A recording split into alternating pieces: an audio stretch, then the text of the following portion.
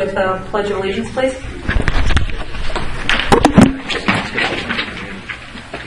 Pledge allegiance to the flag of the United States of America and to the republic for which it stands, one nation, under God, indivisible, with liberty and justice for all.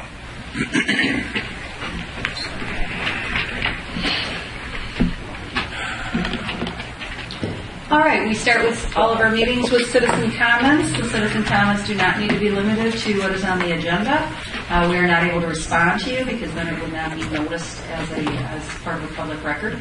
But we are able to listen to any comments or concerns or questions that you might have. Anyone that would like to speak in citizen comments of the Planning Commission, there'll be another opportunity before the board meeting. Hearing none, we'll move on. We have approval of the minutes for the April 12th, 2010 meeting. Is there a motion to approve? From the Planning Commission? Is there a second? I second. Any discussion? All those in favor signify by saying aye. Aye. Opposed? Okay.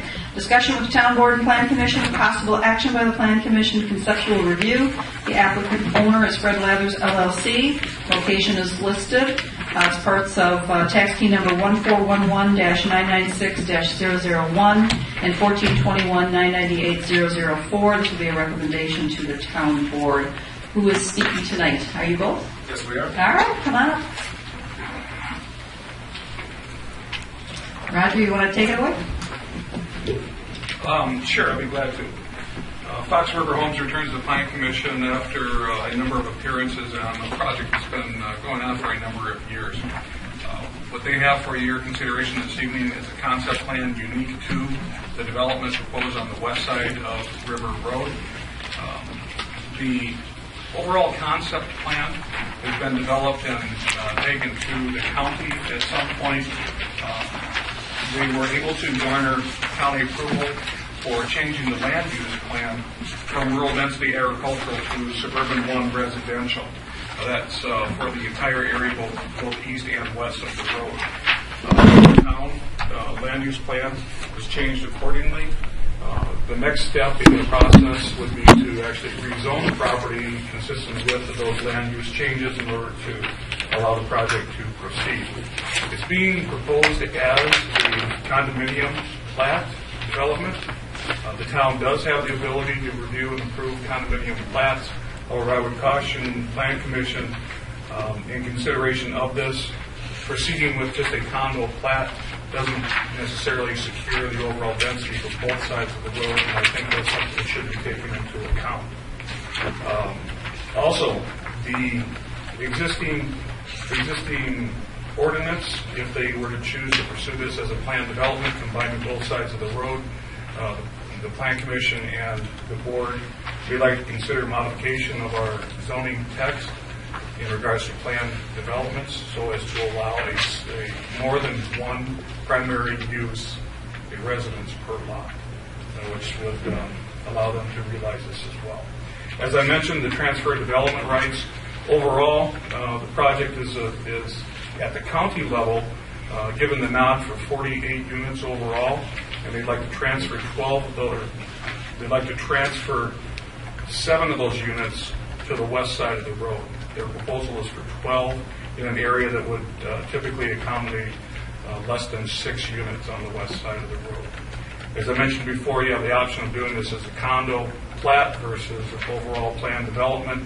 And what I would encourage you to consider is doing it as an overall plan development so as to create an agreement for the entire property, taking another look at the entire concept, understand exactly what the intensity of development is on the east side of the road, agree to a plan that would secure the overall density, and then that would allow the transfer of the units from the east side of the road to the west side of the road.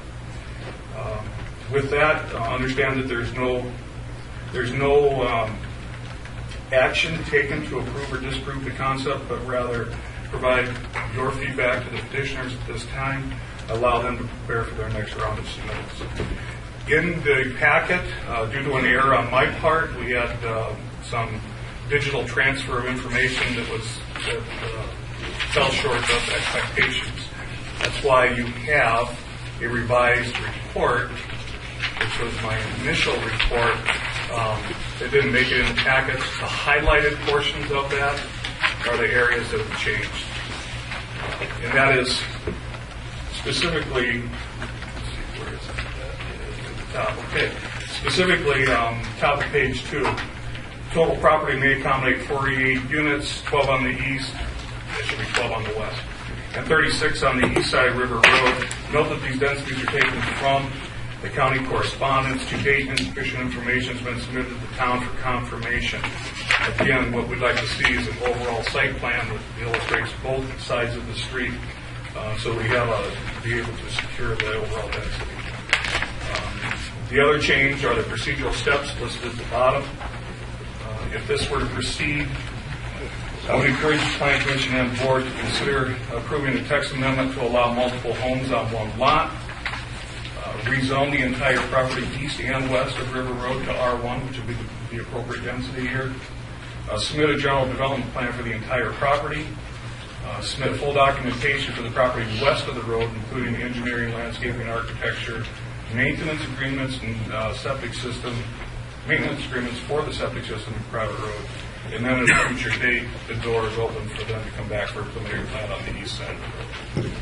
All right, so since Roger's coming in kind of in the middle of things, we want to make sure that we're all on the same page. So do you have any commentary on what's been presented so far and any differences or I'm not going to say corrections, but at least clarifications in the information?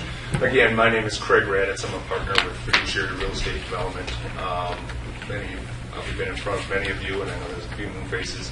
Also with me is Bill Holm. Bill is our project director and civil engineer of all of our projects, and so we'll kind of take team it tonight on issues. But obviously, we've been very familiar. We've owned the parcel for 8 years. And specifically, of course, with Mr. Buchler coming in and the transition, we did not receive the revised, but I just heard what you said there in general concept. So, no, there's nothing specifically with the comments. What we petitioned today was looking at the west side of River Road, the concept plan that we submitted. How would you like me to go about it, Angie, as far as description? Because this is a plan that was, just used as a concept back when we were doing the land use plan. I think we have the current one there, okay. So if you want to work by through chance, that, is it? I did not. I thought there was an ability to possibly show some previous slides, but did there not, unless they're into the system? No, the whole property. This is the plan. Did you happen to have this one that we sent? This is that'd be great. I just think, like you said, Angie, for everyone being on the same page, appreciate Roger. A little history again, just getting on the same page. We originally purchased almost 300 acres from the Lather family. Originally, the green area, of course, is mostly, not all, because the DNR bought about 30 acres of upland, but approximately 190 of those 300 acres were sold off in 2 chunks to Department of Natural Resources to become part of Vernon Marsh. The blue dumbbell, I think I probably don't have to describe very much what that is. That has been over 5 years of what we have been under eminent domain on for city water. The remaining 2 parcels are what, about 2 years ago, we came in front of the town board and discussed our intentions and our ideas to develop the remaining, what's approximately 93 acres. On the east side, River Road is approximately 66 acres. By and large, upland to the north, there are some lowland areas and a pond that's up very beautiful at the top of that side. In area 2 on the west, or excuse me, yes, on the west side of the road, 25 acres. And specifically up against Fox River. With that, we came with some ideas. I think we originally had about 60 lots envisioned on town 1 acre lots, going with like 1 acre We think that's a real optimal size. Of course, the market changing as much as it is.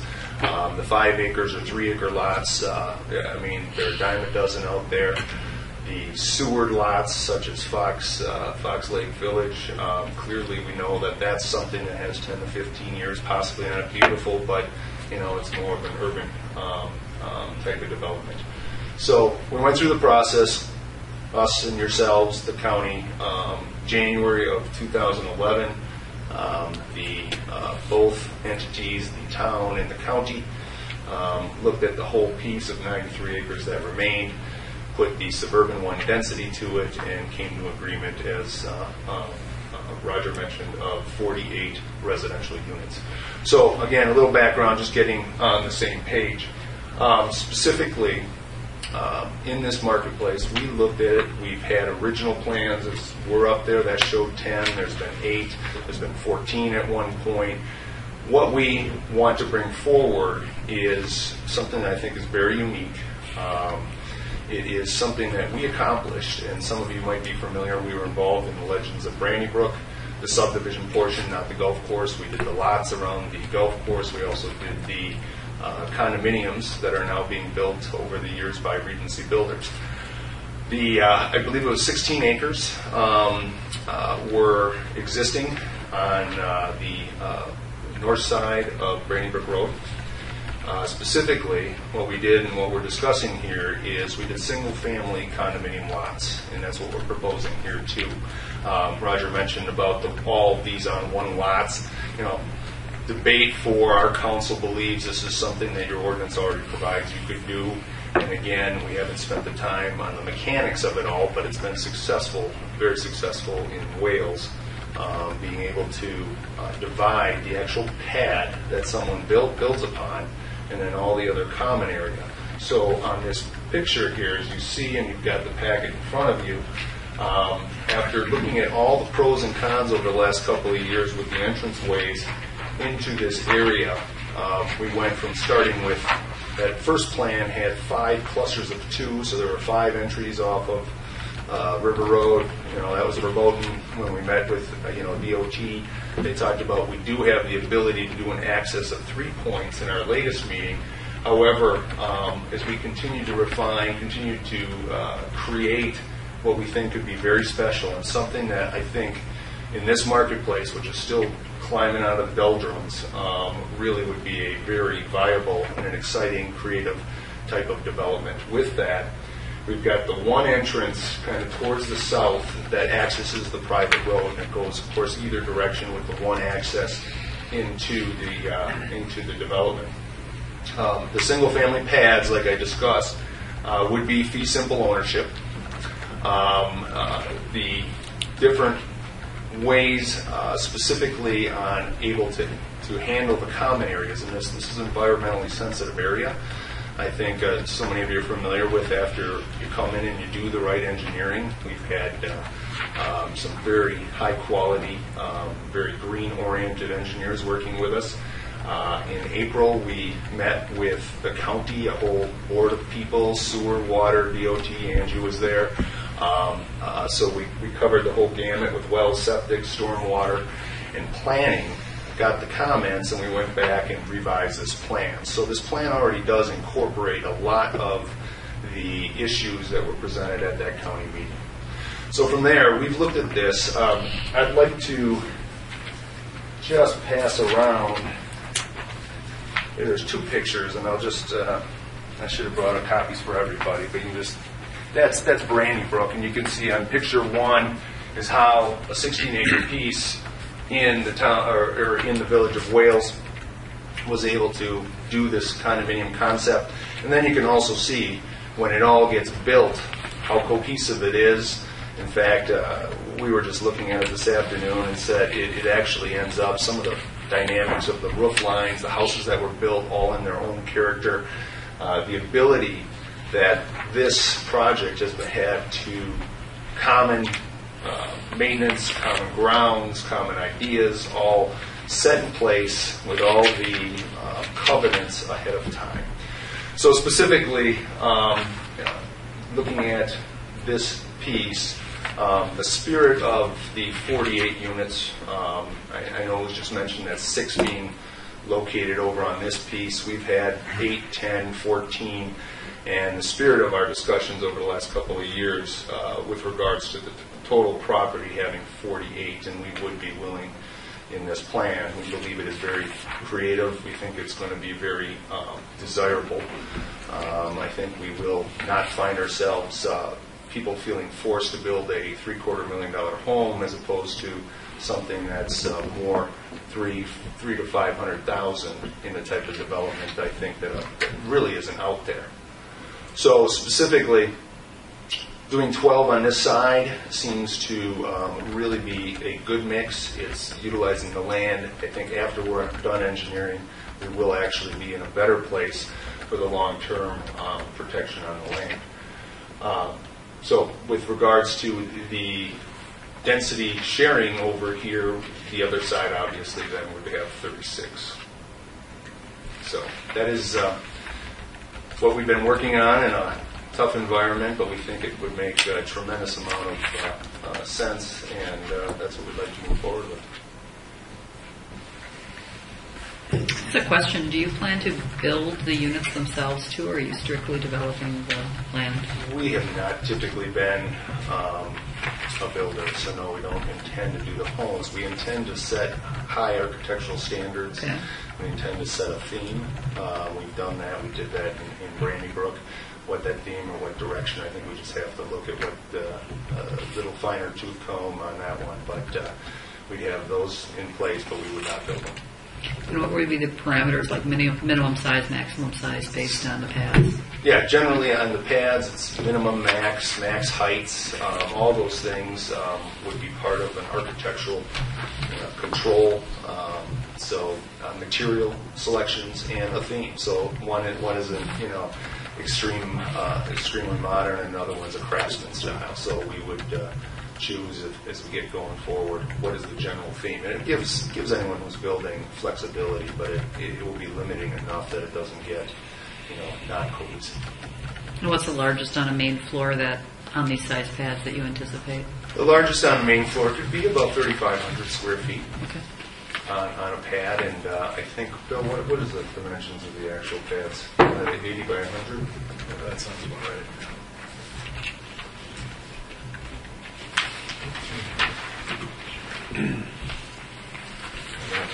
Just for clarification, the plan that's up there now is not our current plan. That was the one that we had submitted back in March. It's been further refined. What should be in your current packet? Because that was sent. Is that, Roger, the current packet? This is the current packet. Well, then it should be dated May 14th. What's the date? What's up there? What do you see as the received date there? That says May 19th, 2011. March. Yeah. March. That was just the copy from the county. The current one is there. I mean, we have it, so let's just get to where we need to be. It's on there. It's right there. Yeah, that's the most current. Yeah, about 80 by 100. Okay.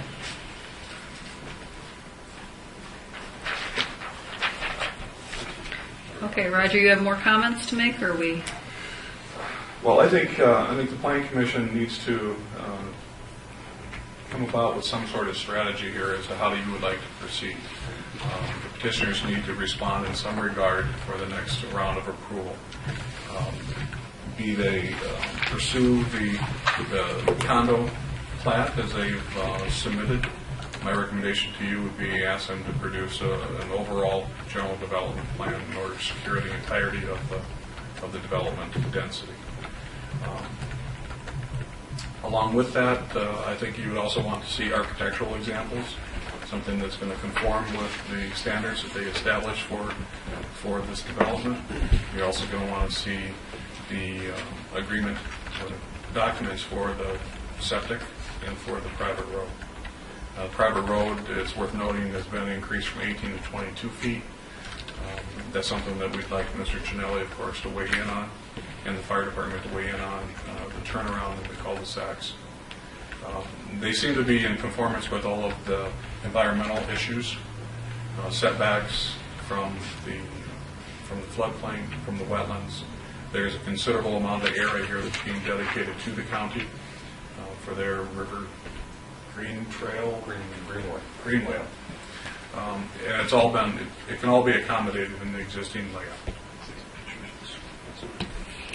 I guess the only comment I would make, I know in the paperwork that you submitted and in some of the discussion, the representation was that the town more or less approved 48 units. Not my recollection of that.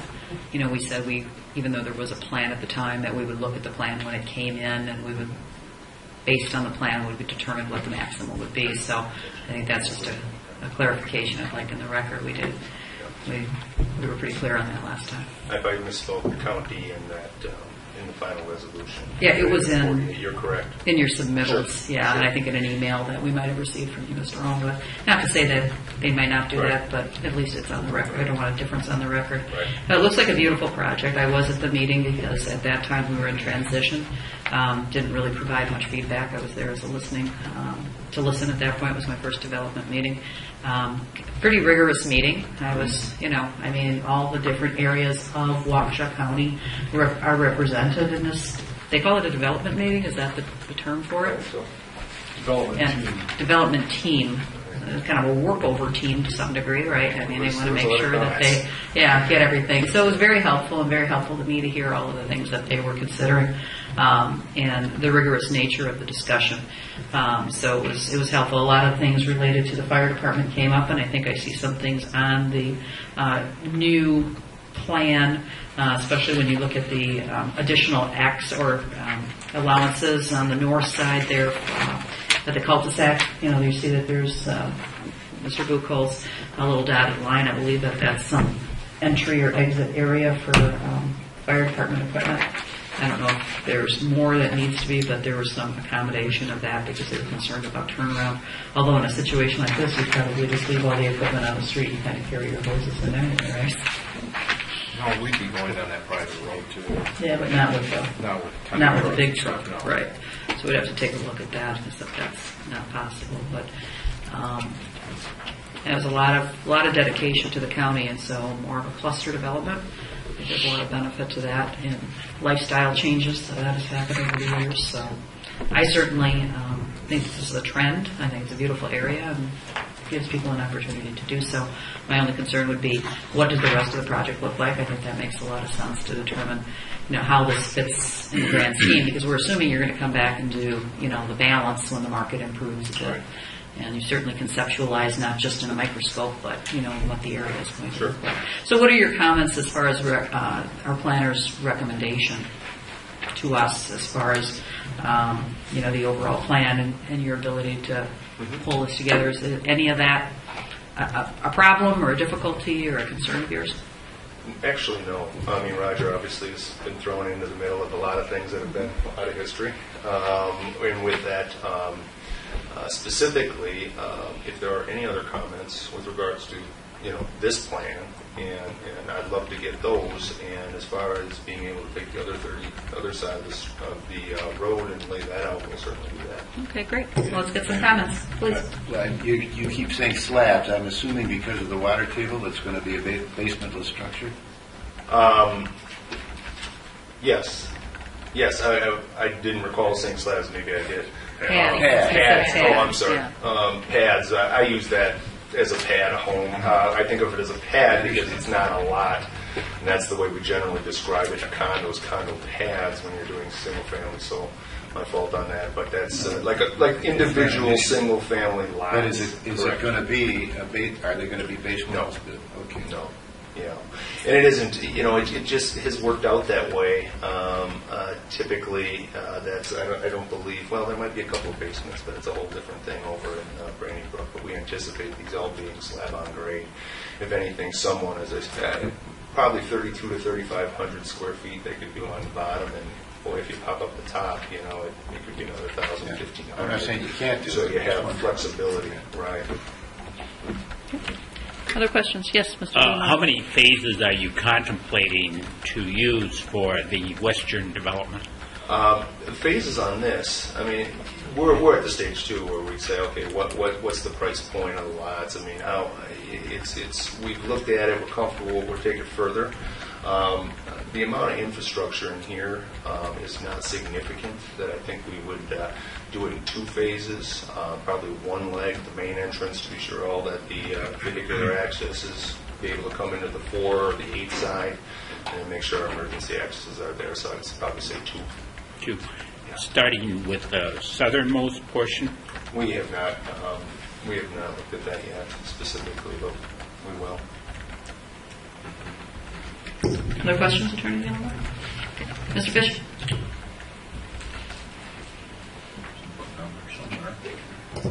A comment and just a question or two. Mr. Dupler has given us the charge to give you feedback so you can move forward. For my part, I'm certainly willing to consider and explore the possibilities to modify our ordinance to allow the multiple homes on a single home site. Certainly willing to take a look at that.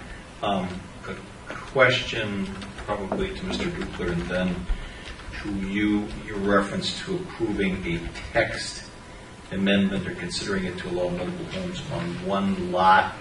Is our ordinance such that this is in one place in the text of the ordinance, or is this, or would that be sprinkled into the different zoning classifications, or do you know off the top of your head? No, I think you want to be very specific in that text amendment would apply to the planned unit development ordinance only.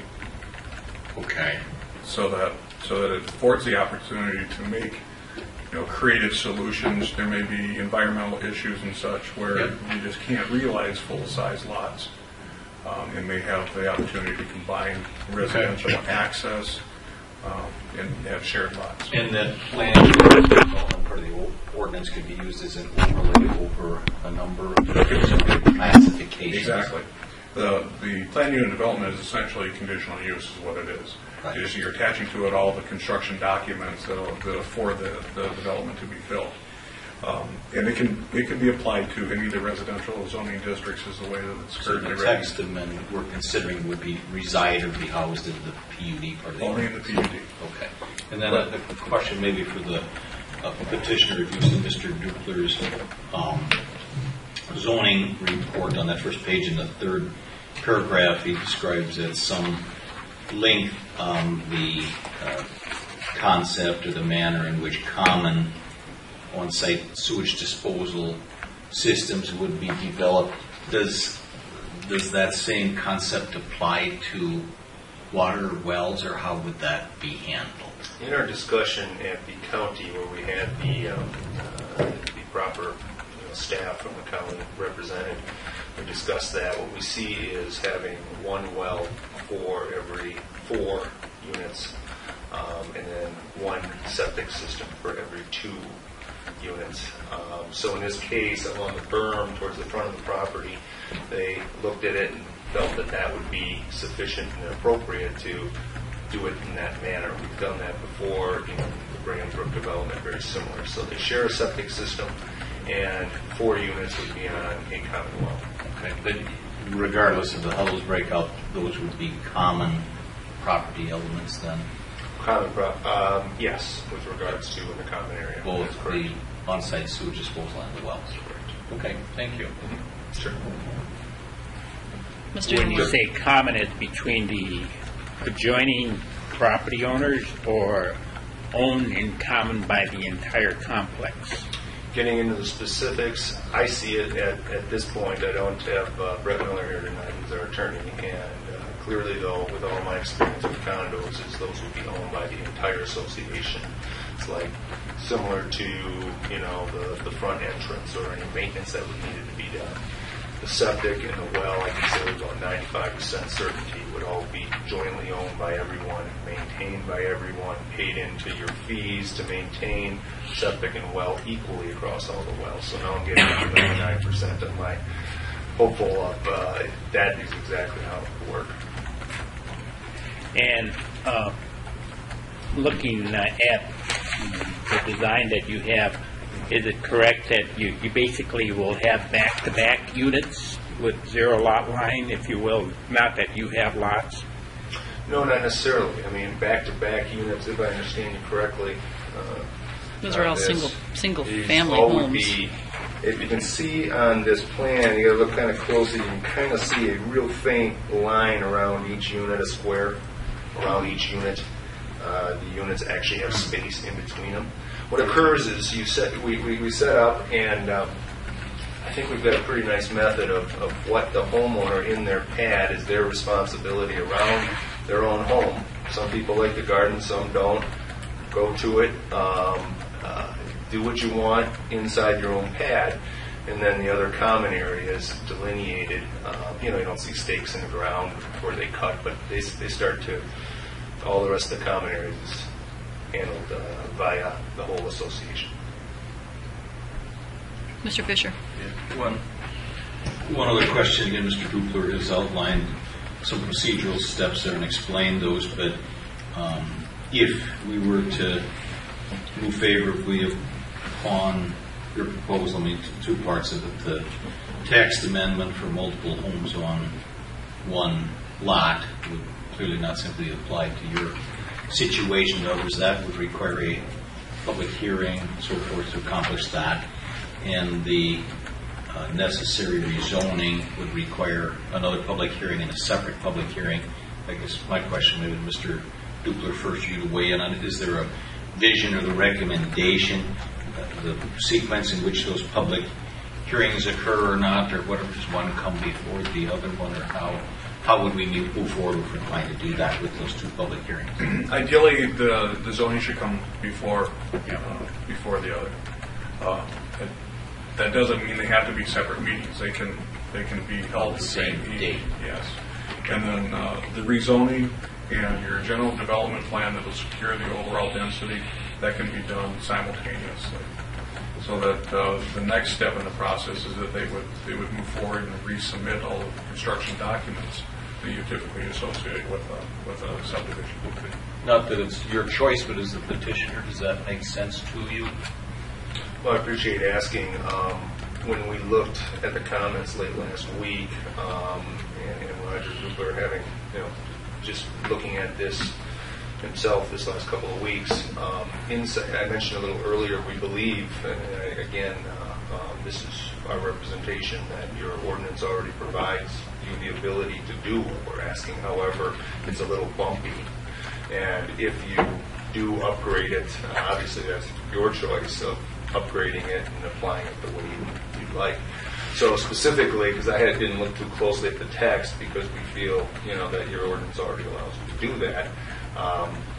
That's one of the things that we'll look into and talk further on. Okay, thank you. Further comments and questions from the Planning Commission?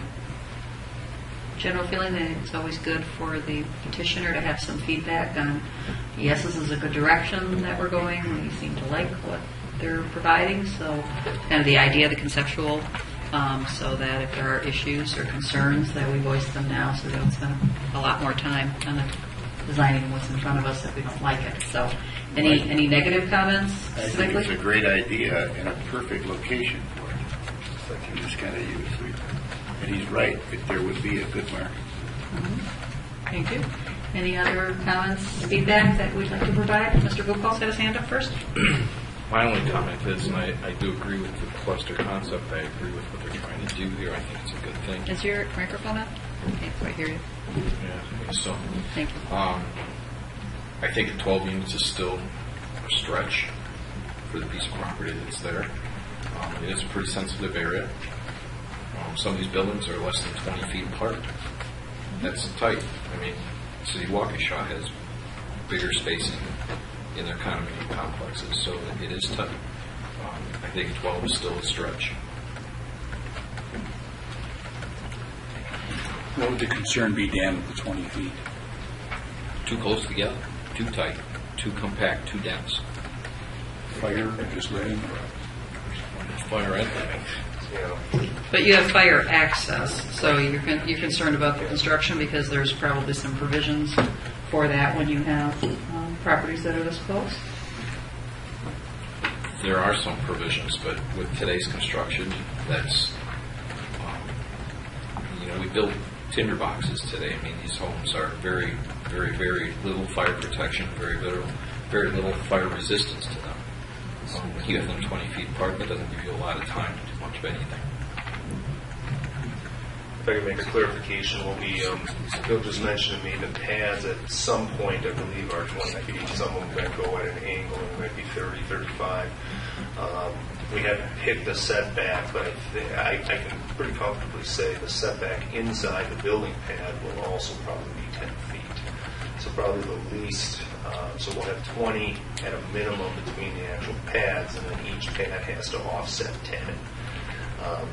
But that's who I think it is likely going to lay out on some of these. I don't think either any of these buildings shown on here would be, well, there's actually some that are just showing, again, these are placeholders, but we have not shown that on here, so we'll be able to revise that. But there'll be some setback in addition, but maybe at a minimum it's 30, because if it's 5-foot setbacks, but I would think very likely, I should say, not possibly, they might be 10, including 20 between the lot, but we'll take a look at that, somewhere between 30 and 40 feet.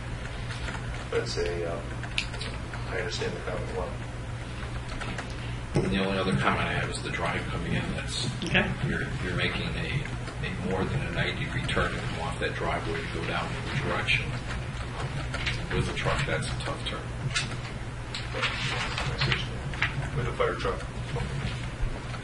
Bill, was there a specific depth to the driveway throat there that created this sort of geometry? The intention was to comply with the vision triangle. It's not labeled on there, but Yeah, it is. it is on our image. I mean, the dimensions is 100. That's like the typical county vision triangle, 100 by 150 each leg or base of that triangle. So that's why it was set back like that. You see a dash down there. Which creates the problem for you in turn.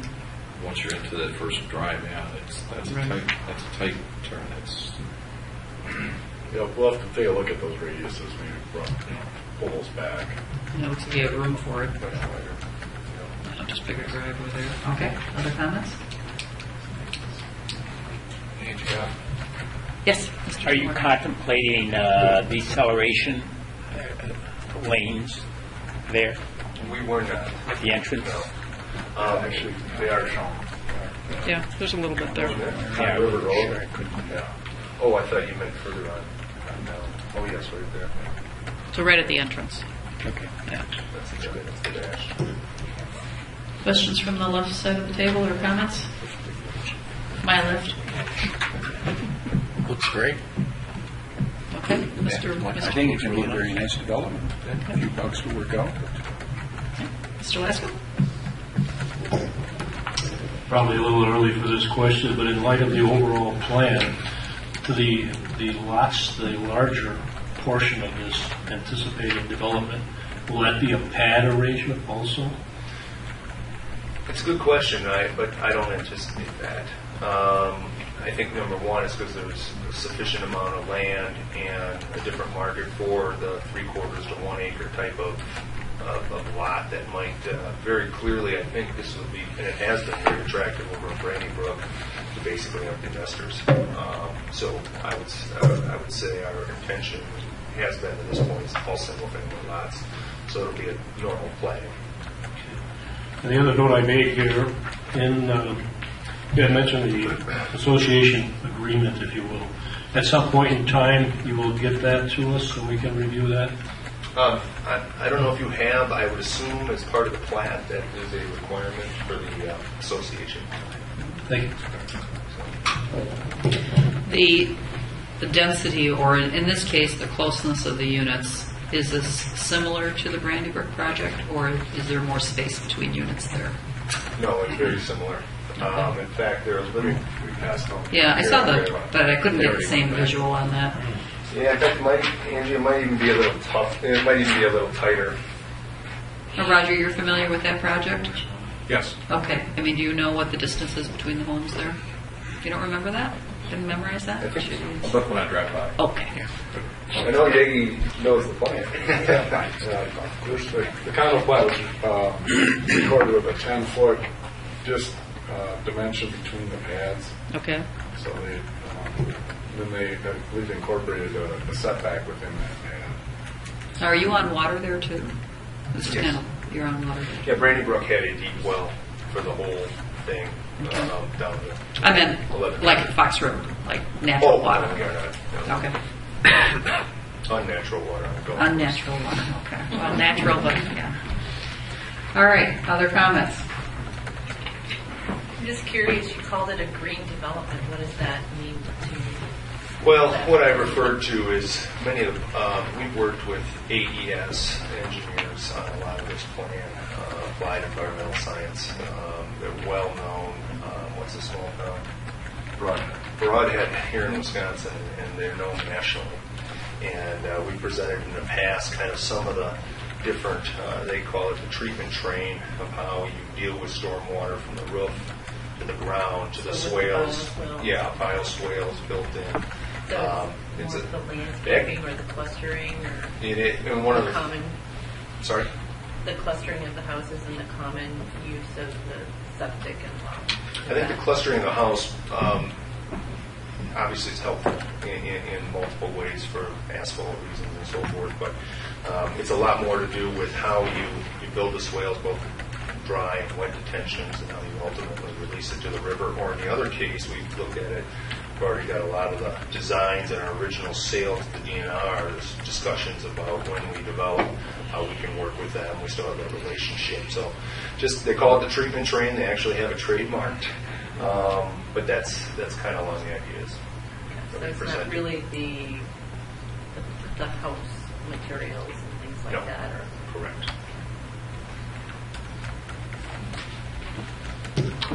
Alan. Unique. I can tell you. Something that the town I certainly haven't seen, obviously, and I like big lots, I can tell you that.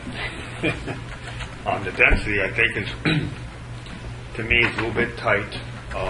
Just give me my opinion right now, a little bit on that. But my big thing is, the town residents haven't really, seen any of this yet, and obviously when they have their time to talk here in open hearing, I like to see what they have to say in this. But since unique for those also folks that see this, but very nice. I like the idea here. I'm not going to say I think you did a great job so far, but I would like to see if we can get them a little bit further apart if that's feasible for you folks, I guess.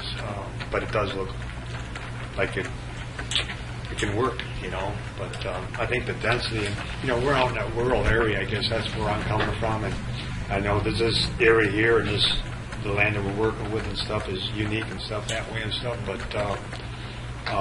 I still like to have the urban look, if I could, or the suburban. Yes, and on that. So, but otherwise, it looks great. Yes, Mr. German. I was reading in here at one point where the county's going to require another 5 feet setback for the road right away. That won't affect the frontage along here. Do you know what that's very? There's just There's currently 60 feet, and they need 70, I believe, and they're going to 80 take 5. feet, and that's why we're showing 40 foot dedication down here. The second to last comment. From the center line. From center line, yeah. We need to dedicate a full 80 feet there, so this would dedicate half of that 40 feet. Okay, so this is 40 feet here. Right. So the total size of this property is how many acres? Slightly more than 24. 24 acres, and you have 12 units. So as a density, 1 unit per 2 acres. So I guess that's how. I'm with you, Al. I like big lots. I'm getting tired of our acre mowing. So I like the idea of the common area. I think it makes a lot of sense. I think people still want to be in a rural setting. But but they definitely have some fatigue with taking care of the properties on their own, especially if they're traveling different times of the year. I think that's probably what you were referring to, Mr. Flanagan, that people are just living differently. And I love being out in the rural area, but I'm not sure I still want to take care of the big lot. And so maybe this is the best of both worlds in some regards, that we have the preservation. I mean, we've always been about preservation here in the town of Waukesha. This is a sensitive area. And would I like to see a little bit more green space between the units? Sure. You know, if it was 10, give you a little bit more room between.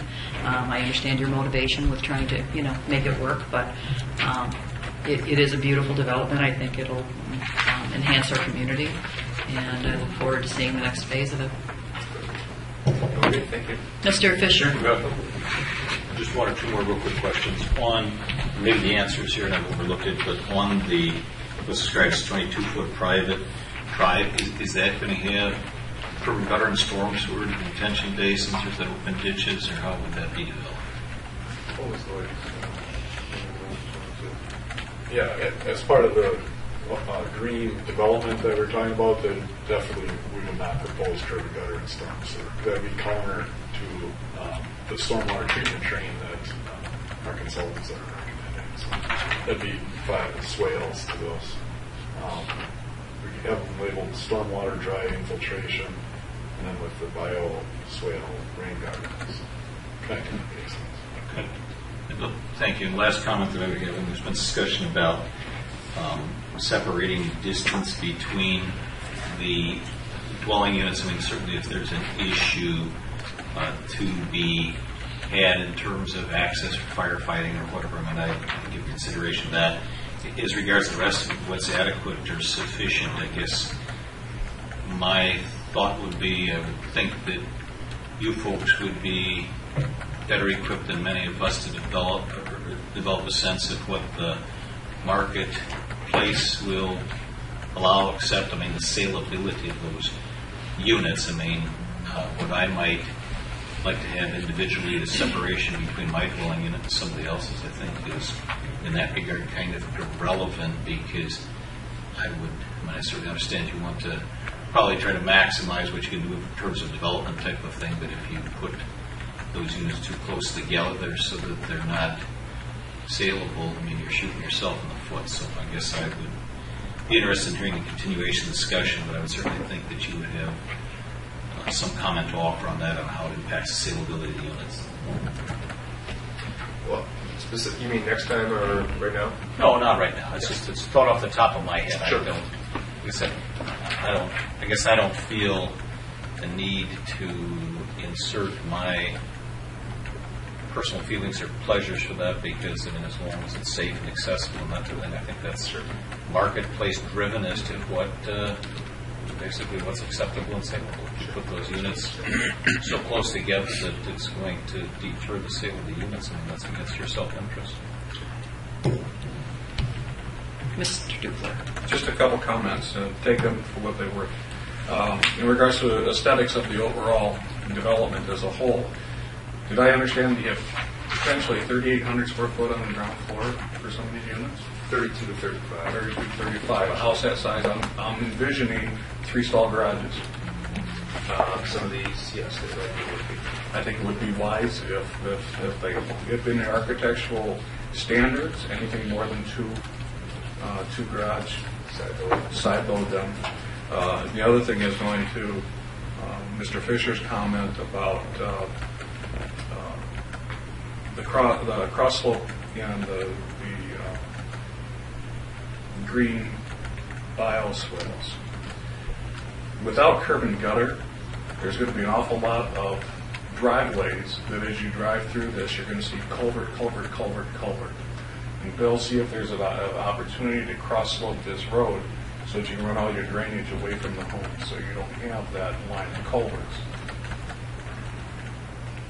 That's it. Okay. That's a good idea. Great. Well, thank you very much. We'll get to work. All right, good. Well, welcome back, and we look forward to seeing you again soon. I'd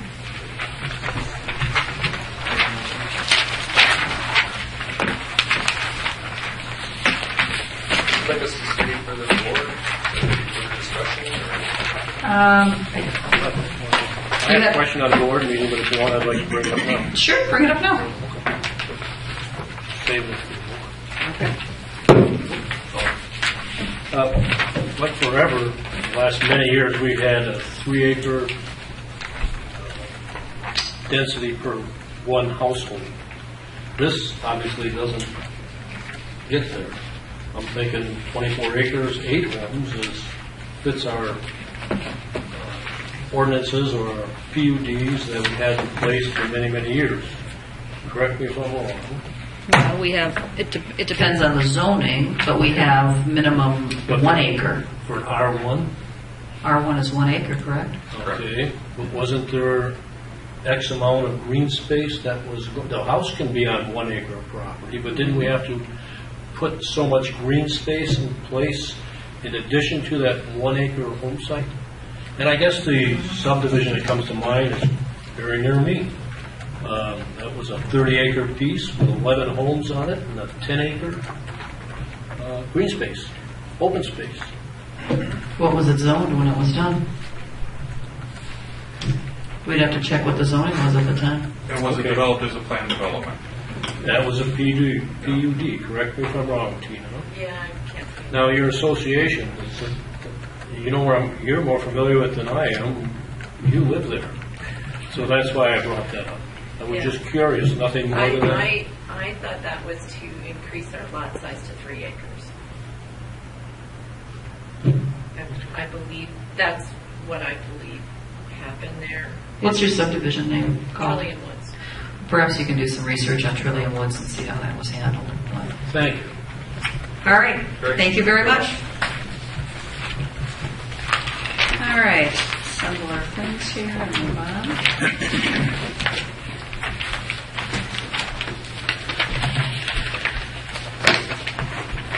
All right, discussion with Town Board and Plan Commission, various zoning text amendments. The board members had gotten their documentation previously. You have in front of you tonight, Plan Commission members, a memorandum from Roger Dupler on some zoning text amendments.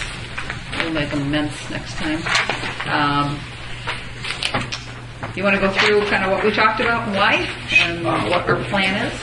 Why? I prefer you to answer that. Well, okay. What I understand is that there have been some questions raised in the community in regards to, and we'll start with them on the top of the list here, raising of chickens. To make sure everyone is on the same page, currently we allow for the raising of chickens in the town. Their restrictions are 3-acre minimum lot size and 20 chickens per acre. You get additional chickens for additional size acreage. Those allowances are available to all the districts as long as they have 3 acres. The question has come up, is it possible to have chickens on the smaller lots in the town? The proposed solution to this is not unlike ordinance that I played a role in creating in the city of Delafield, creating standards for the keeping of chickens on such small lots.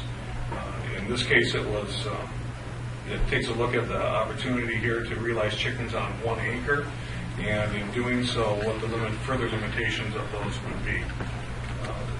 5 adult chickens, and the reason adult chickens is in there is because quite often people will have chicks, and it gives them an opportunity to experience that, particularly for the children, for raising chicks. Chickens must be provided adequate shelter. Along with that, they also need to be provided a pen to roam, and I think it's also important that it's understood that the pen should be a confined space. We have the opportunity to impose that restriction at this time as well. Obviously, the feed needs to be stored in sealed containers. One thing I learned in doing this is that you want female hens only to be kept, and in some cases, the dominant hen, when there's no rooster, will crow. So that's something that has to be taken into account as well.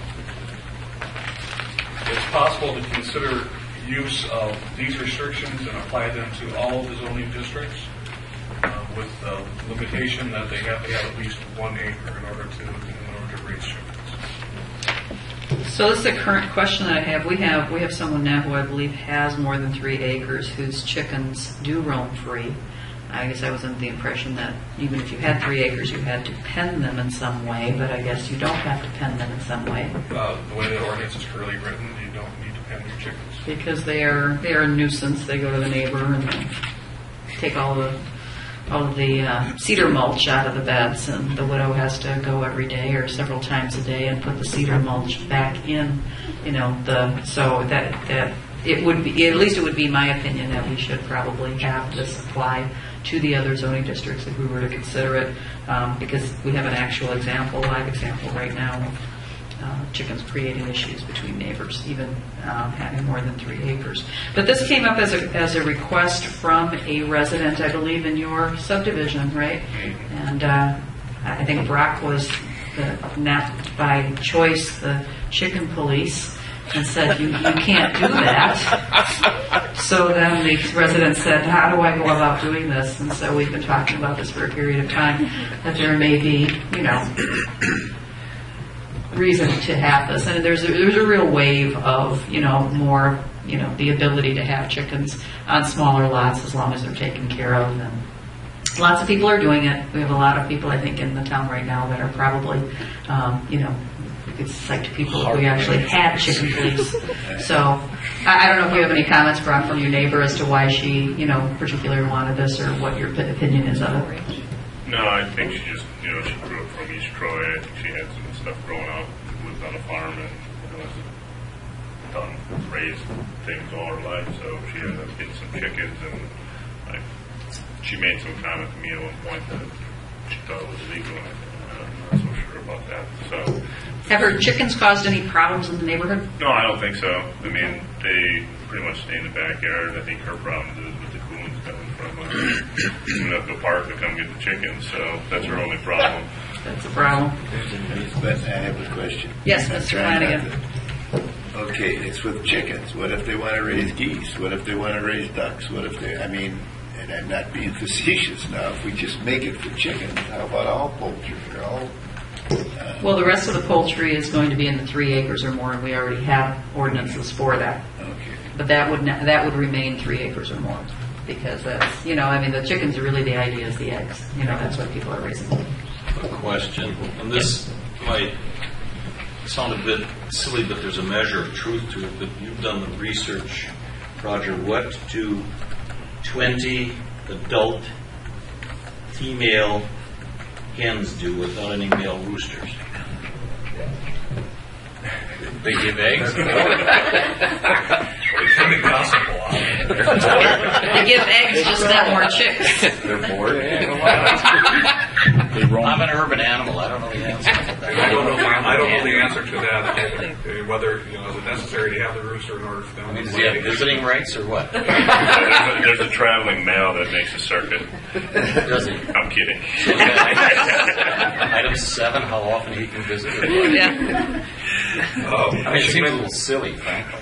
I should mention that the intent here with all of these text amendments, if the Planning Commission would like, we could schedule a workshop and I can have answers to questions like that, so that we could fine tune this before taking it further. I think, Roger, one thing, chickens must be allowed to roam in a confined pen outside.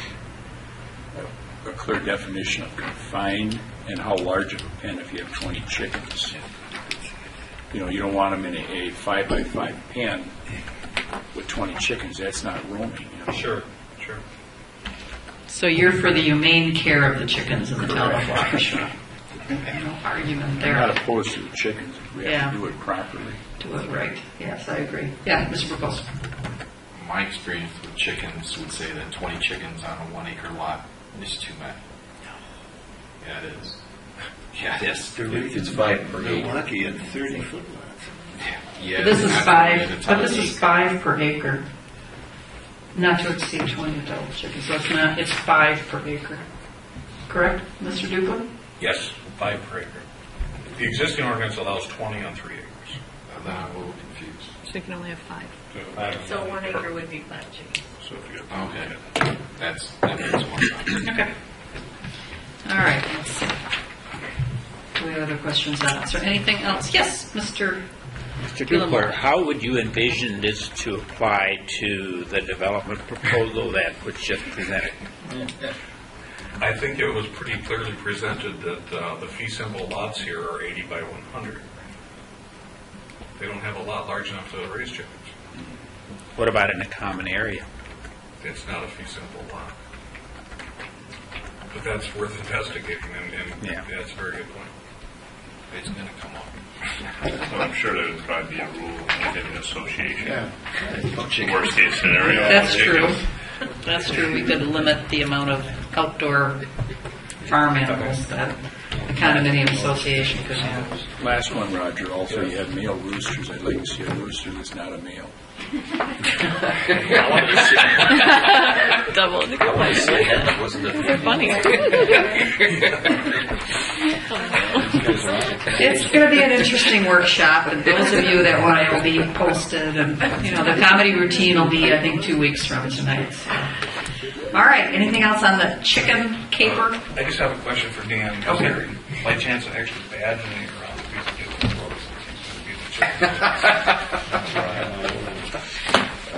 I think he needs a hat of some sort and a whole. Oh yeah, we'll get a special sign. Do they have to they can just do that, or do they have to have like a Chicken or whatever?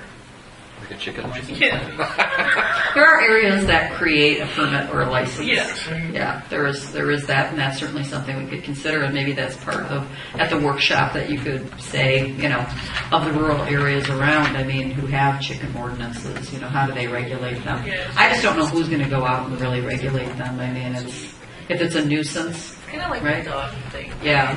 If there's a problem, we go out. Somebody calls us and says, hey, it's a problem. Then they better at least be adhering to what we've got here. But I'm not so sure that we want to necessarily, I don't know, I guess that'll be a part of the discussion if we want to have the clerk's office involved with, that, and then how do we regulate it. There's an expectation, I think, if there's a permit issued for some sort of It oversight. kind of gets you in hammer in case issues come up.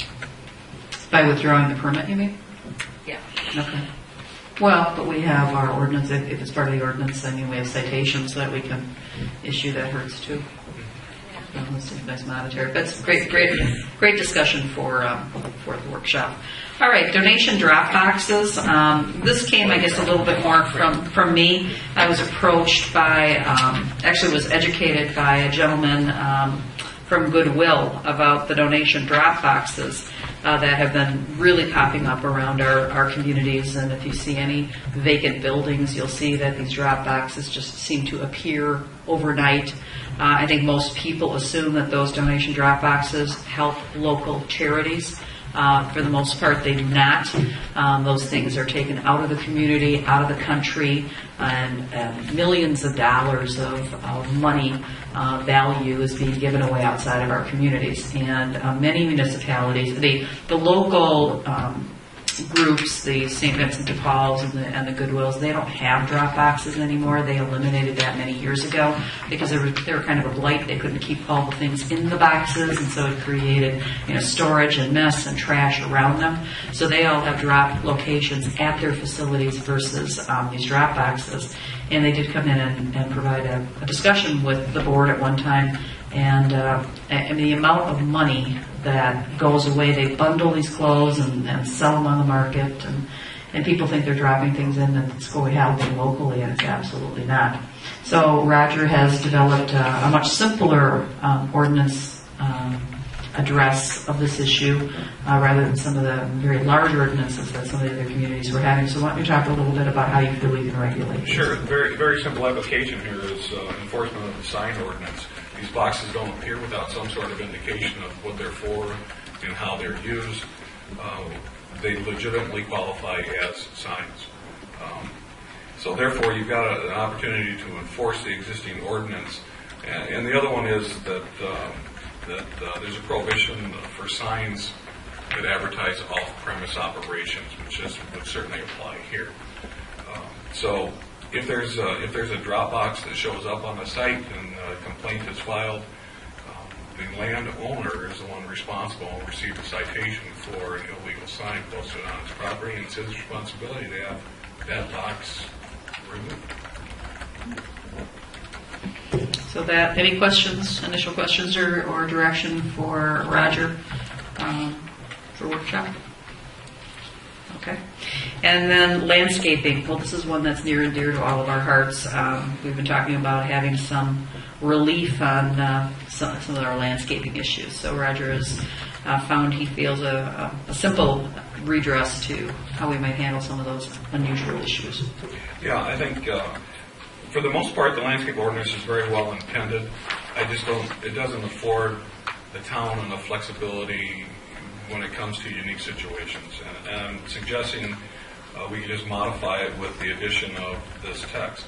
Modifications to the placement and point formula standards may be permitted as determined appropriate by the Plan Commission in response to unusual, unique, or existing site conditions that prohibit full compliance. Of course, the intent is to have full compliance, and if it means that we have the latitude to perhaps ask someone to plant trees other than as they're defined in the strict regulations of the existing code, then we should have that flexibility.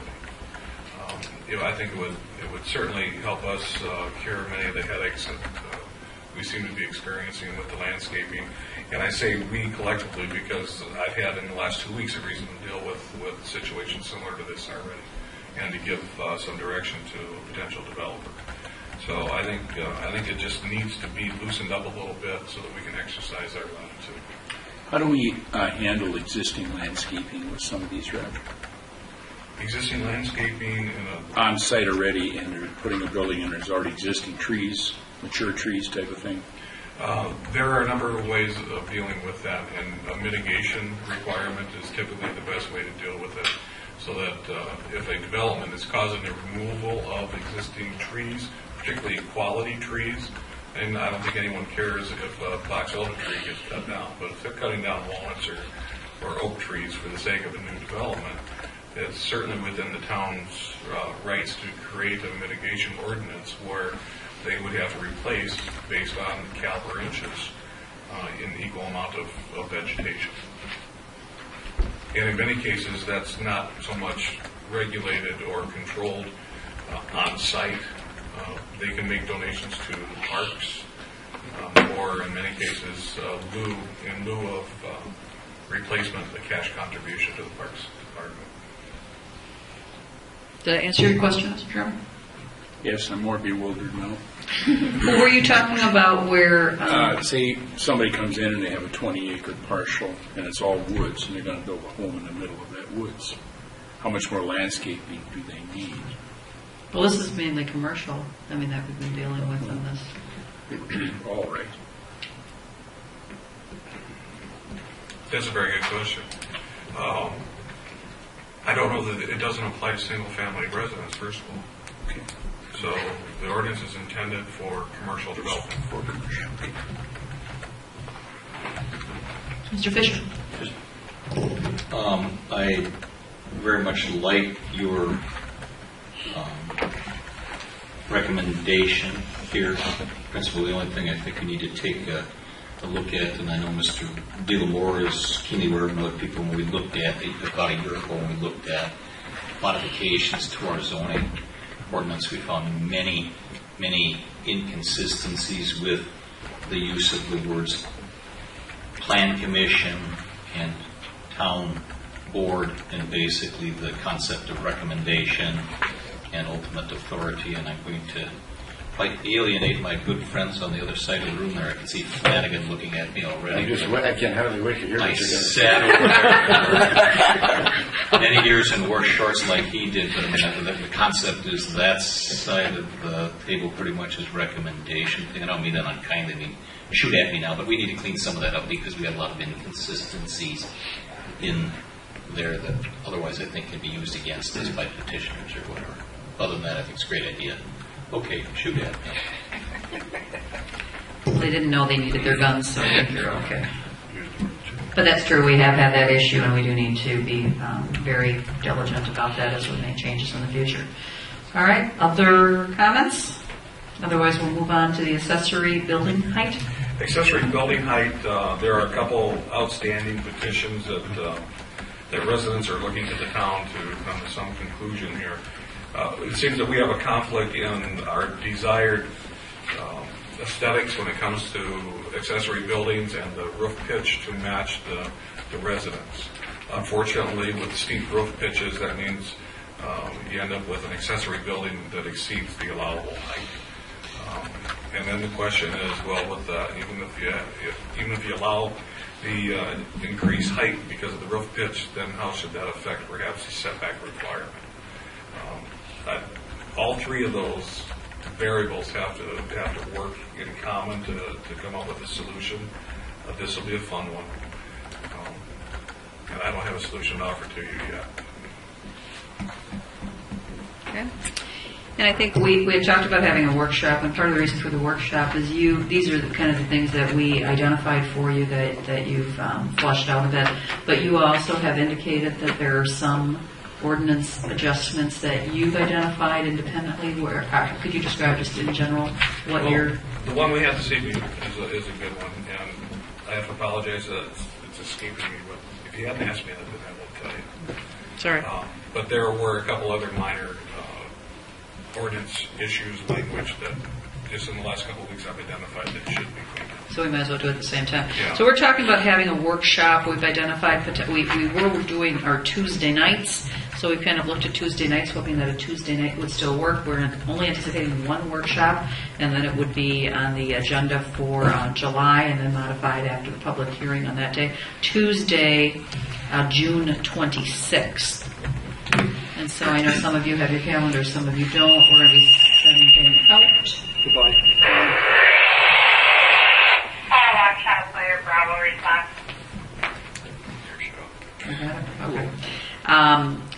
Probably 7 o'clock. I think we started those meetings at 7 o'clock before, right? I don't know if everybody's available that evening or if you know, but Jamie's going to send out an email tonight yet because she won't be here tomorrow. Yes. Okay. Asking for your... does anybody know for sure that doesn't work for you? Tuesday? It's a really busy week for me. Yeah, I know, but we got it. We're really trying to get it in for July, and I guess we'll get as many people there as possible. It's not as though we won't have an opportunity yet to talk about this at the public hearing and then thereafter, but at 7 o'clock on the 26th. So, pretty good? Do you have a problem? Well, we'll follow up with you on some of the stuff, but maybe you and Roger can maybe meet and discuss a little bit ahead of time.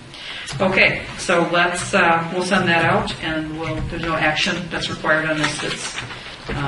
It's informational at this point. Any further discussion? Yes, Mr. Bukos. One of the ordinances that might be included in there is the private driveway ordinance. That's a good idea. That needs to be addressed. Yeah. Yeah, it's a very good idea. Anybody think offhand on any other issues we've had over the years that we need to address? And ask Mr. Dupler to add to his to-do list. We want to do this in sections. We don't want to do this every month. So if you think of anything else, email Jamie and she'll get it over to Roger. Okay, we'll move on then. Thank you, everybody. Staff report, non-compliance report for May. I don't think there's anybody new on here. Going through here quickly. Attorney De La Moore, can you give us any update on Jason Emmers, the Fern Drive project? We have attempted to communicate with his attorney, and he has not been responsive.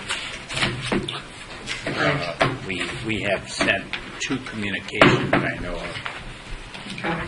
And I would welcome any direction from the Plan Commission in that regard. So we received the survey according to the 419 paperwork, right? We'll talk with the building inspection department and see if we can find some information based on next steps on that. Anthony Messina on the last page, that's a current issue. I know, Everett, you were communicating with Tom DeLacy on that. Mm-hmm. The gentleman asked, did you receive any feedback from Tom on the building that Mr. Messina rented? No, I haven't received anything back. Okay. Mr. Messina is on Lonsdale. We believe that he's operating a mechanic auto repair business. He's indicated in an email. He's passing the 30-day requirement for providing identification of vehicles on his property with simply titles, fairly straightforward, and removing a couple of tents and He's indicated that he could do that in July, and so the building inspection department is looking for some direction on how much time to give him, if any, or to start issuing citations. So Mr. German, kind of involved very deeply. What was your recommendation?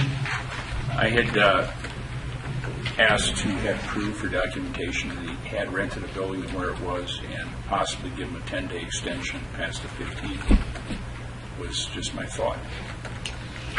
Knowing this man, he's probably not going to want us to know where he's going. Right.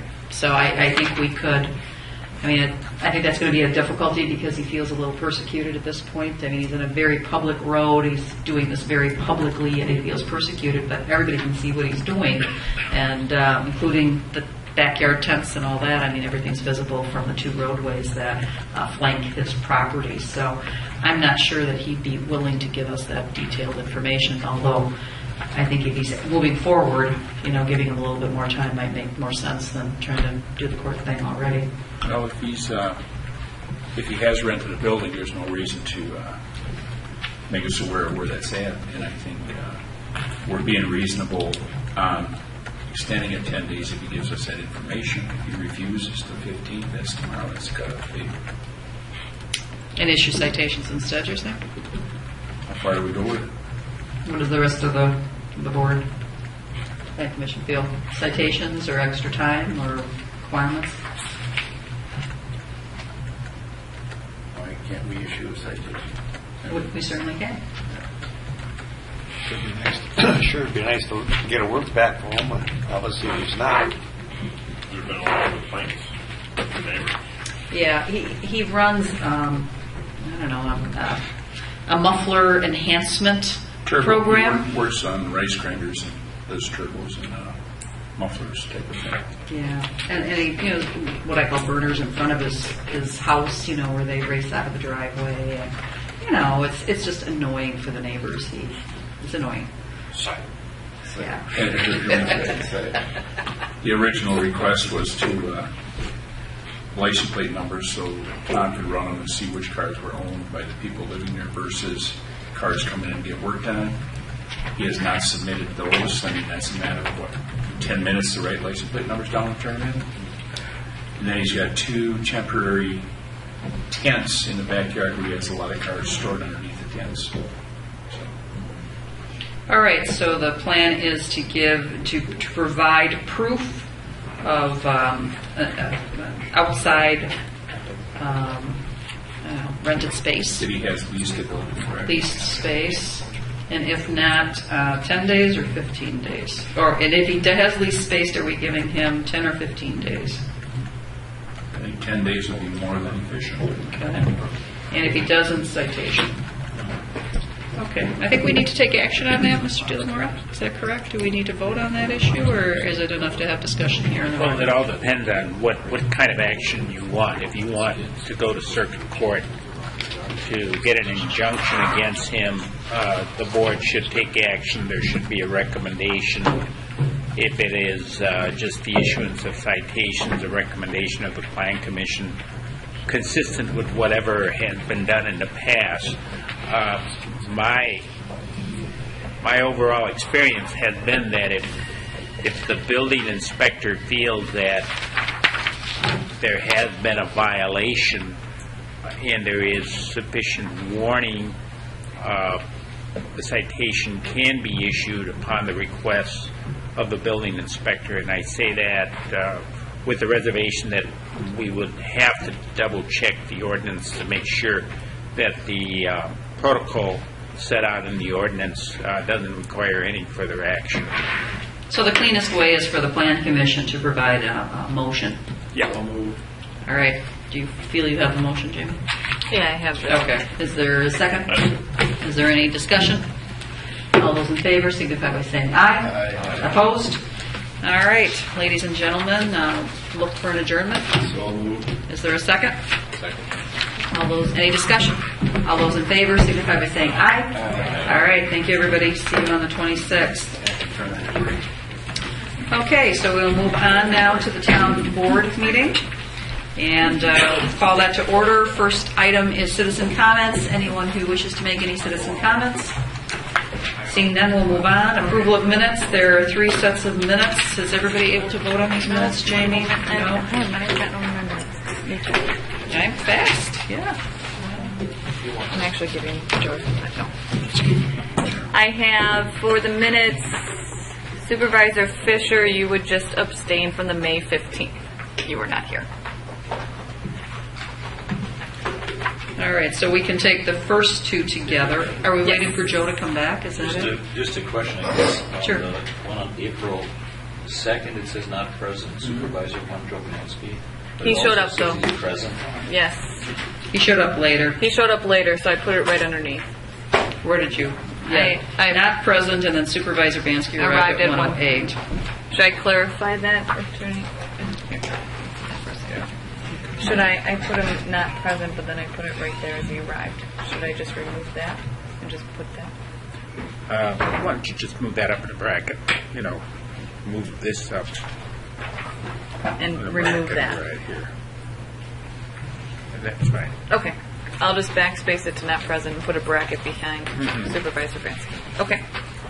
So we can take the first 2 together because everybody was at those 2 meetings. If that's a motion that someone would like to make, I'll make a motion to approve. is there a second? Second. Discussion. All those in favor signify by saying aye. Aye. Then we need a motion for the May 15th closed session. Mr. Fisher would not be voting on that. He was not present. Somebody needs to make a motion. Motion made. Is there a second? I'll second. Discussion. All those in favor signify by saying aye. Aye.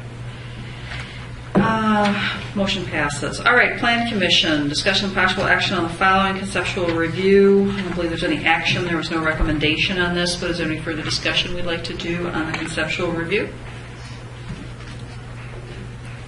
Hearing none, we'll move on. New business, discussion of possible action on the following: a sign permit request from B&M Auto Sales. What? I'm sorry, I wasn't quick enough. Okay. Okay.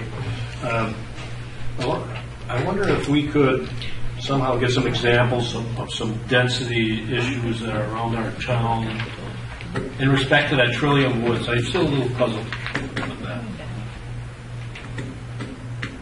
1 second. Are you coming back or are you leaving? Are you handling the sign permit or no? No, just putting it on the computer. Oh, I thought you were leaving, so, because we're like moving right along here, so I didn't want to lose you. Okay, start over, Mike. In regards to the Trillium Woods issue with the 3 even though it's zoned R1 or 1 acre per parcel, if you will, or 1 acre per dwelling, I'm still a little confused with that Trillium Woods issue, and I'm looking for some examples around town. Maybe somebody here at these tables will know of some other density issues that came up much like this one that is before us over on the Lathers property. Yeah, I think what we said in the Plan Commission is that we're going to have Roger do some research specifically on Trillium Woods. Not only Trillium Woods, but perhaps some other areas in the town that would have an issue much like this. I don't remember any of those, quite frankly, in the R1 zoning. I mean, I don't know. It's How did Poppy Fields work out with that? well, there we really preserved more, woods. I mean, we did a lot of limitation of the building pad itself, but I don't remember there being a cluster situation there, or open space situation at all. We were more concerned with maintaining trees. So that's why I'm curious to see what you're going to find in the Trillium Woods as well. That was done how many years ago, Mike? 93-ish, no, maybe before that. Probably conceptual, 89, 90, up to around 92, something like that. I'll show you what quadrant that's in. But, Mike, you live in that subdivision, or you're next to that Tina subdivision? does, by the way, for what it's worth. Tina But does, yeah. I border it, and I was just curious. I mean, they took a 30-acre chunk of land and virtually put in 1 acre parcels, for the most part. There's 11 parcels in there, the largest being 3 acres. And they set aside approximately 10 acres of open space, part of that, and it was a CU PUD. development. That's it. PUD. That's it. So, for what it's worth. Go ahead. Wasn't part of that, Mike, though, for water retention and drainage? Actually, you're absolutely right. That was a test you passed. Right. However, that all takes up a very, very small portion of that 10-acre piece. You're absolutely right. Very small portion. Mr. Fisher? The only thing I would say, and I understand your concern, but I'm looking at this conceptual drawing that they gave us, and I think in this instance, if this were to be developed, when anybody looks towards the Fox River, whether or not it's going to be hard to see a lot line or whatever. I look at the graphic scale on the lower right-hand corner of this and assuming that's accurate. Maybe just even something Roger gave through would be interesting. Just even to throw across here, a grid of 100-foot wide lots or whatever, that type of thing, and just to kind of get a visual of what it looks like, because I don't think in this kind of an application with the proximity to the river and all of that open space, it's not like density if we're developing, lots that are bounded on 4 sides by streets or something or whatever. I think it's quite something different. I understand your concern, but I really think there's a uniqueness to this with the adjacency to the river. It's just my opinion. One of the things I expect to find, I would hope to find, in looking into the Trillium Woods development and other planned unit developments, is whether or not the town has in the past required any sort of yield plan. Typically what a yield plan is the developer is required to demonstrate how many legal lots in the existing zoning district can they achieve on a property given full access with public roads to establish a workable density. And then they consolidate the lots, smaller lot sizes, restrict the road or whatever they propose to do. Rather than just assume that in 30 acres you're entitled to 10 3-acre doing I see. property. You don't always, the configuration of the property, you don't always do that. So that's a very good point. I would hope to find something in precedents that the wetlands from being counted, and others include them. With the notion being, by including them, the notion being that there will be some preservation of that. And then the other thing that you should give some consideration to, and it may be premature now at this point, but what kind of associated amenities does the town want this development to have for the residents there, particularly in light of the fact that there is access to the river potentially. I'm not familiar with the immediate area, but a very common feature of a PUD development is to allow an increase in density development or greater flexibility in what are dimensional criteria in exchange for a proportionate or equitable give back to the community in terms of an on-site development of some features for that development itself, or possibly for the greater community as a whole. And you typically see this in the traditional subdivision development, where the subdivider is basically asked to come up with some parkland. And in this particular situation, because Mr. Dupler has recommended, and I fully support his approach, that there be a comprehensive site development plan presented for both the parcels on the west as well as the east side of that. Some flexibility might exist in protecting the woods area, the marsh area there on the east side, which can enhance public use, while at the same time not conflict with the residential development. Can we talk about this still? I mean, is this still on the agenda? And if I can make a question then or a comment. We're actively in this We're actively in this discussion, so please. Okay. Go ahead. You put a bug in my ear. By having this development as it's located, average John Doe, is he able to access that river at some point? I mean, can they virtually put up no trespassing signs and basically I'm assuming these folks don't want anybody walk behind their home, even though that land is not theirs, it's wetlands, boundaries, if you will. At what point do we make sure the public still has access for fishing? I don't know. It's a river. We have an answer to that. Go ahead. You have the answer to that. I'm smiling.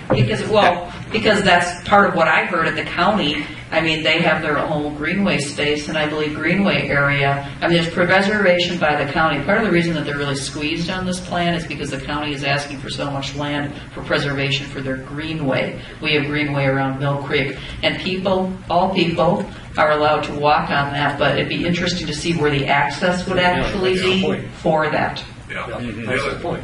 The other thing that enters into this is, by state statute, you have to provide public access to the river every half mile.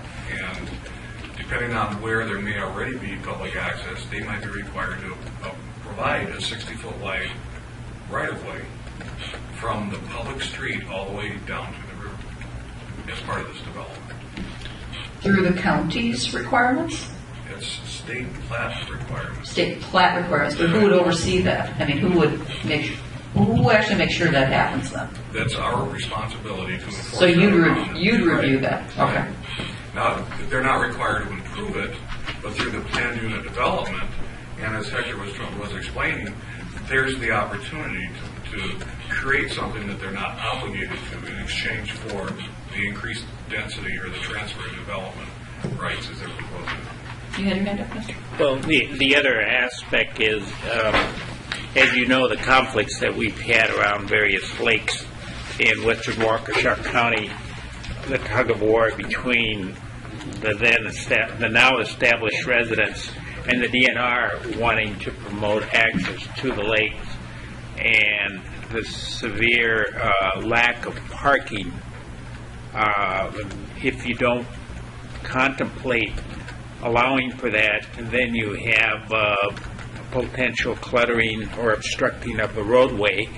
Given the speed limit there, that might be a safety issue. So, again, the recommendation that has been made with regards to an overall comprehensive site development plan, which can be implemented in phases over a period of time so that it's something that the developer can achieve through a reasonable cash flow, can be a win-win situation for everyone.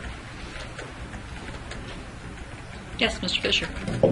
Just one last comment back to the density part. We all need to have some time to think and reflect on this, but I guess why I'm inclined to say that I think it's more than simply looking at a mathematical calculation of,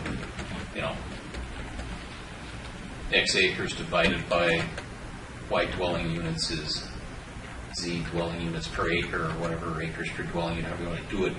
I mean, I think the good part of it is all of that land toward the river and everything. I mean, if this development occurs with whatever number of units, I mean, that's basically going to be preserved in perpetuity as open space. I mean, that's never going to be developed. I think that's a little bit different than if you're looking at a subdivision development, we're looking at density or something, and there's the opportunity then to develop additional land adjacent to it. I mean, that's basically preserved forever, right, between these and the river area. So I think we got to take a look at that. And I guess to that end, I'm not just put off by, the possibility of the sense of the density number that might look high compared to other kind of things, because I think it's really unique circumstances.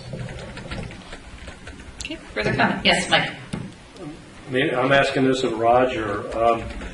I don't know of many, if there is, that share wells in our township and or share septic systems like the petitioners indicated. Do we have some sort of record of this, or is it a county issue? I guess I'm just nothing more than curious, and if there was any negative about something like that. We're in a sensitive area next to the river, and here we're asking for people to share, 2 people to share a septic, and we're asking 4 people to share a well. So that raises a flag in my mind. And that's it. Mr. Our industrial park has shared wells. Yeah, we have shared wells in the town, but go ahead. Your sensitivity is well founded, and typically, I think there has to be a great deal of concern about a shared well, particularly when you have just 2 users of that well.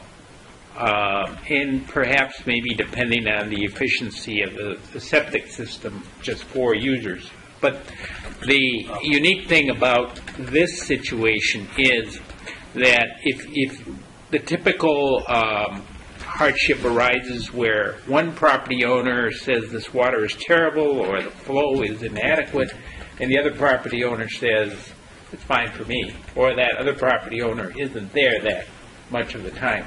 But in this instance, it is the association, the common ownership that's going to have the responsibility, so that if you do have, for example, a burned out pump at the southern end of this development, the property owner in the northern end, or the unit owner, will have to, through the assessment, pay for that. And it may be that that might be the way to offset that conflict that you may have with joint ownership of these kinds of things. I can't speak with any amount of certainty as to what the history of things are here in the town to know if there's anything comparable that's been approved in the past. But what I can tell you is that I myself was in their position about 6 years ago and ran a project not unlike this through the town of Vernon and through the county, where it established common septics for this was for duplex units. And it forged new ground at the county. They are now accepting of it, and since we did that 5-6 years ago, there's been 3 or 4 that I'm aware of that have gone in. So, you know, from a the county health perspective, they are on board with it. I think as long as the town board is comfortable with the maintenance agreements for this condominium association, you can be rest assured that this is not an unusual system anymore. They're becoming more and more commonplace. All right, Howard? The size of these units, how large would that system have to be to service 4 of them? I'm not going to guess at that. Well, the county would designate that, and you know what's different with the county too is I think they send a postcard, every 2 years. I mean, they monitor that you're pumping properly and all that. And I think it's true with the traditional or classic way of sizing those things is based on number of bedrooms, so it's not necessarily the square footage or size of the dwelling unit. Yeah, I think it's gallons per day per bedroom. Mm-hmm. Yeah, you're absolutely right as you say that. Yes, Mr. Question for Attorney Hector. In your experience, have you ever run across a association agreement that failed for whatever reason or came back to haunt the municipality in some way, shape, or form? You're talking for a condominium now? Well, this development. Okay. They're going to have an association agreement. Well, they're going to be actually condos, so that's kind of a legal document versus just a homeowners association, correct? Okay. Correct. Well, it goes hand in hand. Okay. So you have to have an association as a legal entity, and the condo documents that are the articles that they have to abide by. There have been a number of situations where the condo associations have not properly assessed reserves for larger expenditures such as roof replacements in an effort to keep the condo fees low, and depending on the ownership cycle, new owners have had to carry a heavier burden than would be the case That's something that the buyers have to be aware of. Again, I think there is some assurance of protection for the town because you have the whole association as opposed to individual condo owners who, for whatever reason, may not be financially responsible.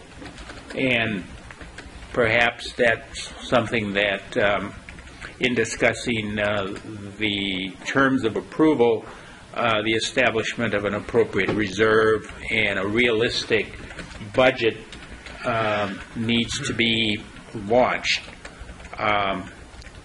Having said that, the town should not really, once it launches this effort, involve itself too much with the management because that can result in a win-less situation.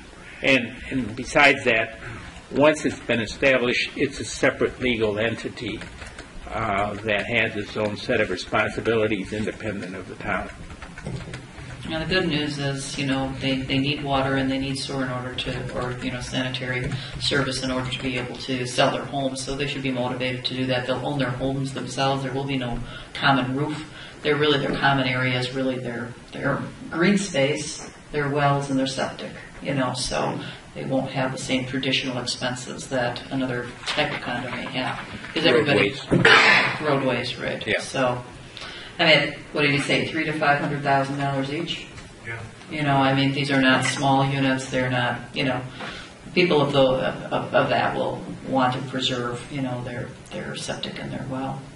So, county's pretty specific. Their sanitation department is pretty strong. So I'm pretty sure they'll be keeping a very close eye on the density and making sure it works. Any other questions? Okay, then we'll go to the discussion of possible action on our new business for a sign permit. B&M Auto Sales and Parts. Sign company is Badger Lighting and Signs, which I'm assuming is that gentleman right there. Come on up. Patiently waiting. As patiently as the gentleman who see here, Bartolotta's Fireworks. So you're almost on. All right, Roger, you want to take this one away? Sure. Okay. Petition has been filed for a new sign for B&M Auto. The sign is fully conformant in regards to size and its presentation. It will be lighted. It faces other commercial districts, so there's no residents in the immediate area. I have no issues with it, and I'd recommend your consideration for approval. Any discussion? Any questions? Is there a motion to approve? Motion to approve. Second. Who do we have there? Because Everett's got the first, I got the second. who's got? Quiet. Got it. No, I'm taking the You second. got it? Okay, well, I plead the we'll move second. on. German Any Bansky. discussion? All those in favor signify by saying aye. Aye. Opposed? All right. I don't think there's anything else for Roger, so if you want to head out, you're welcome to. You're welcome to stay and entertain us later, too. All right, B, thank you, sir, for your time. All right, the consultant contract extension came to our attention that Bruce Baker has been with us a year already. His contract expired on June 6th. He obviously is not standing on ceremony. His petition continues to represent us. In a conversation with him earlier this week, he is willing to, simply repeat the contract for the same terms, same everything, upon your affirmation of that. So I'm looking for a motion to that degree. Motion. Is there a second? Second. Is there a discussion? Yeah, under the same terms, what, for another year? Yes. Or what? Well, whatever the discussion would be, but yes, it was originally a year. Well, I guess we follow, and I don't have a problem with that necessarily, but maybe, I don't think we have a copy of or do we contract in our?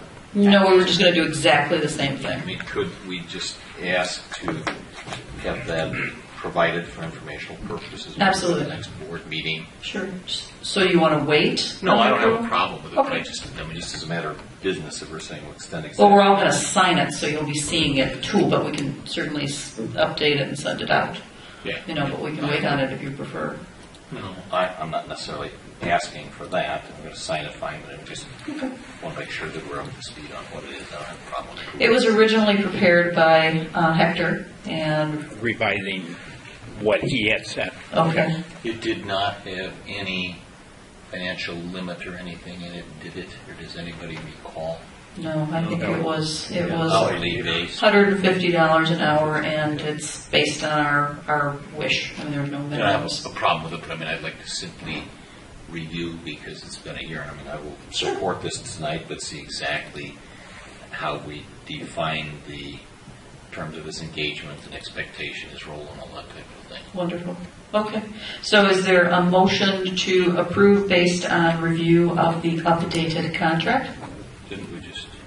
Was there an actual motion that included that review of the contract? I didn't think it What would be did. the timetable? I mean, what kind of timetable are you looking at? Well, I guess I'm hoping to sign it for him soon, but, we can get it sent out probably Monday or Tuesday to you. But you wanted to have it on an agenda, Mr. Fisher? Well, that's fine. No, we want to do that next Tuesday or whatever, that's fine. All I'm saying is just want to see a copy, but I don't have a problem. Okay. Well, do I have a motion out there? You do. Okay, then we just need to vote. All those in favor signify by saying aye. Aye. Opposed? All right, thank you. All right, the fireworks permit for Bartolotta's. Merrill Hills Country Club. Jamie, are you handling this? Sure. Okay. So are you from Bartolotta's? Mm-hmm. Oh, so you must have through a lot of these meetings.